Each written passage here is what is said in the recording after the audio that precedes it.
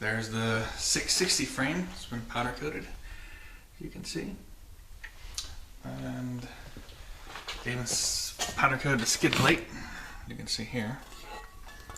But this video is not about this bike, it's about the startup. So here's the startup this week, and the bike that was chosen was the 700. I have started up a bunch recently, so I'll start up again. Every bike was chosen, though. Yeah, every bike at least got one vote, but that one got the most. So next week you have to pick a different bike. Pretty much any bike here except for the 81, since it has an air leak. I do have an air leak tester, or a leak down tester. I'm going to try out on it eventually. So that will end up in the lineup soon. And of course this bike, which is locked up and not running or anything, so can't start it obviously. Yeah, so next week I have to pick a different bike.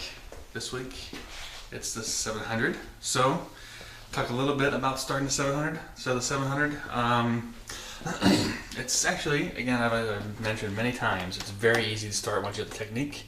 The technique is top dead center, kicker catching on as far forward as possible, and this at a halfway, should be about halfway, and then a very good solid kick, and that's all you need to start this bike.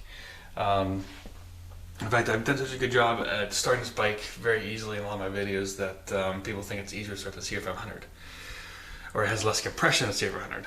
So I had a video I put up that showed that's not the case. So without the compression release, this bike cannot be started. So unlike a CR500, which does not have a compression release and it can't be started. So CR500 is easy to start. So if you think CR500 is hard to start, then this bike's also going to be hard to start. But again, CR500, if you have the technique down, it'll start every time as well, which their technique is just top dead center kick. Now this adds another level of difficulty because if you're not used to the left-hand side kicker, and plus look how tall this kicker is. The kicker is very tall, so people who aren't used to how tall the kicker is, and people aren't used to starting left-hand bikes, I mean, they have problems even with this bike because, again, the kicker is tall. And this is the easiest bike to start that I have. But if you're not used to left-hand kick, it's too tall, you're not used to starting the Maicos, they're all going to be hard to start. And this again doesn't have nearly the compression that the other bikes have, so this being the 440.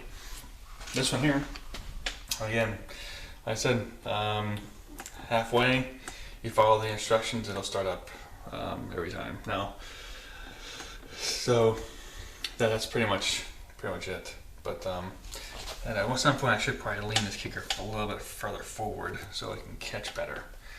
So I'm going to try to start this bike, and with this series I'm not going to edit it out, so if it takes me 20 kicks, it takes me 20 kicks. I do have a new microphone, so the sound should be better. We'll hear what it sounds like in the new mic, the new audio. The thing about starting this bike though is usually if you're starting a bike every week and riding the same bike every week, you get used to the starting procedure. So I'm not that used to the starting procedure of getting this bike to start up first kick, because I haven't been riding too much recently. I rode this bike 2 weeks ago. And so one of the things about this bike is that it needs a lot of gas, but not too much gas. So you don't want to flood it, so there's a fine line between flooding it and having enough gas. Usually as soon as I can smell a little bit of gas whenever I use the compression release, then I know it's going to start.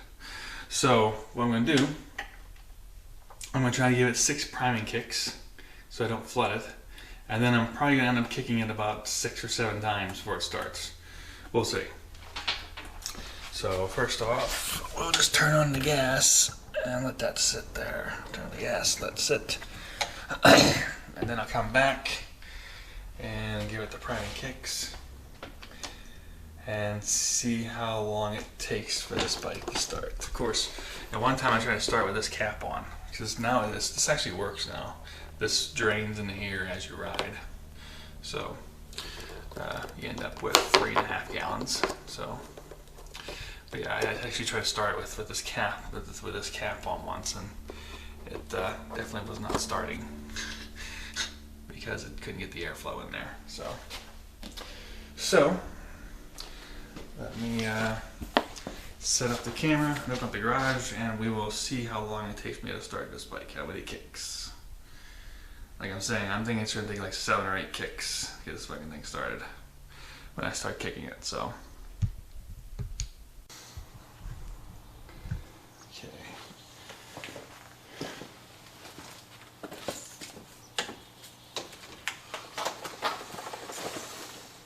Alright, to give it the priming kicks.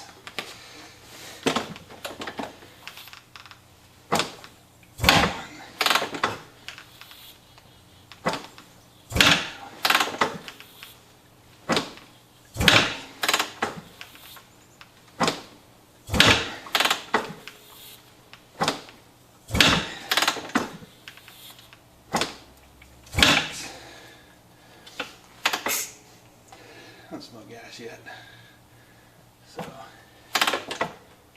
it's gonna start yet.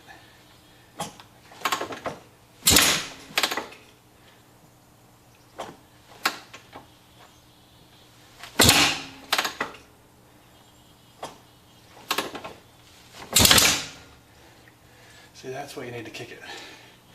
It needs to be catched all the way at the top. It's going to catch all the way up here.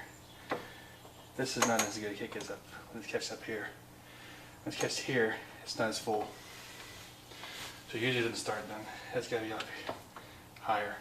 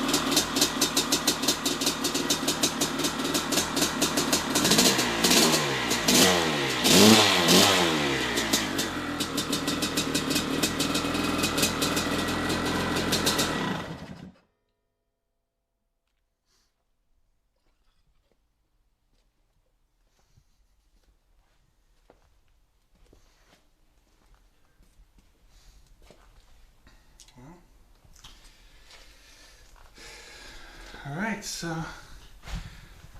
you gotta cast your vote for next week for which bike to start up. The 86, the 620, 2004 500, 83 490, 82 490, or the 96 440. Yeah, this was a 500. Well, it's actually a 490, but they call it a 500, the 86. So yeah, you gotta pick your bike for next week, and I'll start it up.